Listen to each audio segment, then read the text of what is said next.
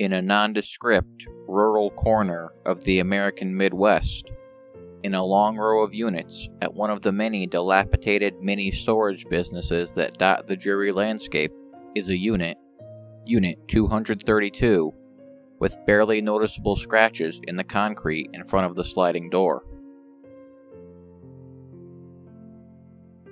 Upon closer inspection of Unit 232, the careful observer will note a few things. The frame around the door to the unit is dinged and bent up along its entire length, to the point that the door cannot be slid open even an inch. The door itself is curiously warped, some describe it as pinched, at the center, though not badly enough to see at first glance. The brown-tan paint covers up several much older layers that can be observed where chipping has occurred. An even more careful observer will discover that the entire row of units in which 232 is contained is of an older architectural style than the other rows, indicating that it alone has remained in place possibly since the inception of the storage facility. The owner, of course, has a story about Unit 232, although he doesn't like to tell it. When he was much younger, someone rented the unit, he doesn't recall who, and then disappeared after that, never paying the next month's rent. Such things, the owner will say, happen often in his business for all kinds of reasons, and so he and his boys clipped the flimsy lock from the unit along with several other unpaid lots a few weeks later, intending to sell its contents at blind auction and recoup some of their losses.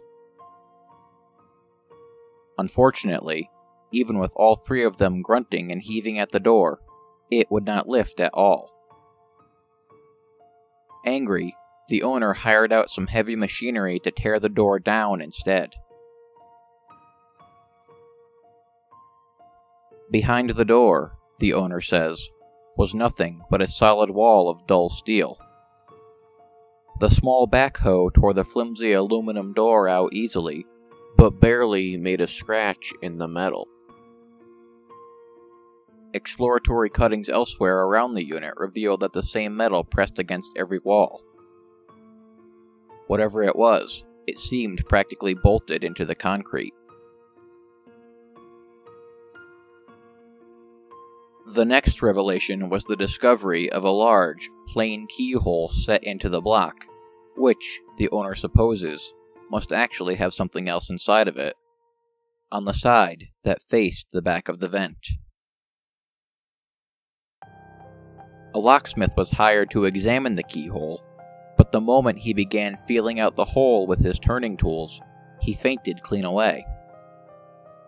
When he came to an hour or so later, he was in such bad shape that his eyes would not focus and his tongue would not form words, and he was eventually committed to the county mental health ward, back when it was still called an asylum, the owner will say, where he managed to hang himself with a towel a few months later.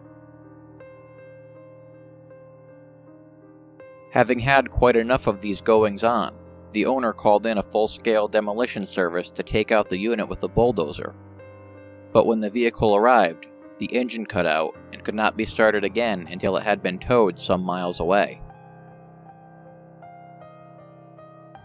Spooked because of the story about the locksmith, which caused a small local media sensation at the time, the driver decided against trying a second time, and when word got round to the other heavy equipment companies in the area, the owner was left with no one to try and finish the job.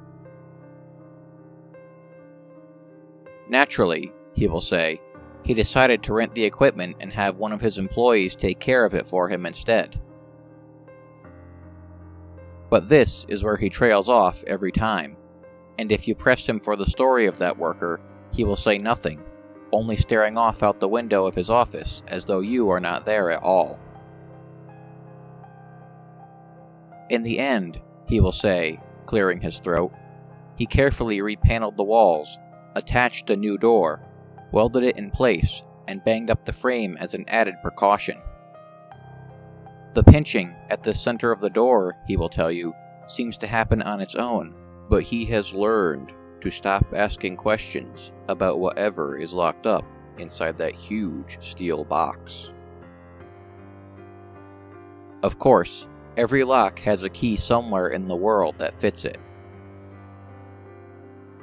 What is inside the cube in Unit 232? Whoever has the key might know.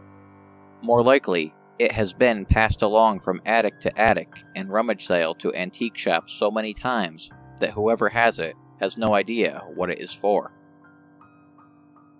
Check your garage, basement, attic, or junk drawers. Almost everyone has a few big, old keys lying in a dark corner somewhere that he or she cannot recall the purpose of. Perhaps one of yours fits the lock hidden inside Unit 232.